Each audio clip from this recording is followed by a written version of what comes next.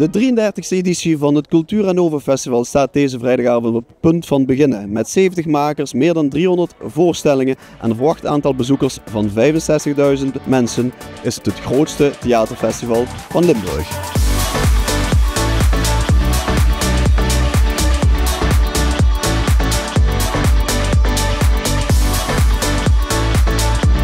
Ja, dit is toch wel een van de hoogtijdagen voor Heerlen, mogen we toch wel zeggen? Ja, zeker weten. Er staat hier een festival van wereldniveau en dat in Heerlen. En u ziet het publiek stroomt al toe. We hebben een fantastische vooravond gehad met een aantal gasten. Ook dat is al heel prettig. Dus ja, dit wordt gewoon weer 10 dagen genieten.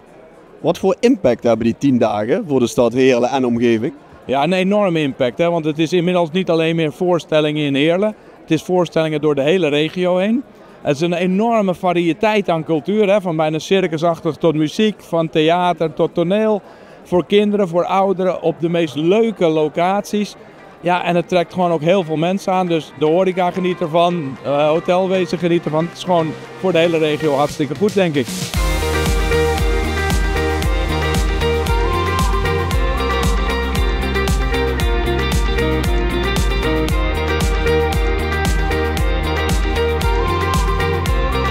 Het wordt een verpletterend programma, zei je. Nou, dat mag ik hopen, maar daar ben ik eigenlijk ook wel stiekem van overtuigd.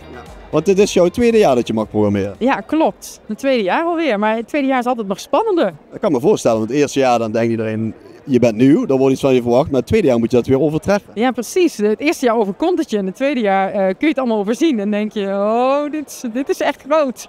Waar heb je je dan op gefocust? Wat was de basiselementen waarop je zo'n programma begint te bouwen voor dit jaar? Nou, een beetje, ja, ik probeer altijd een beetje de afspiegeling van het jaar te voelen, zeg maar. Waar staan we in de wereld?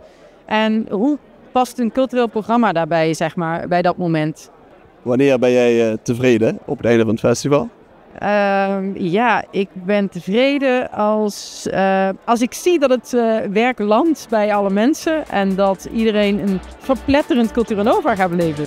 Daar wensen we je toe. Dankjewel.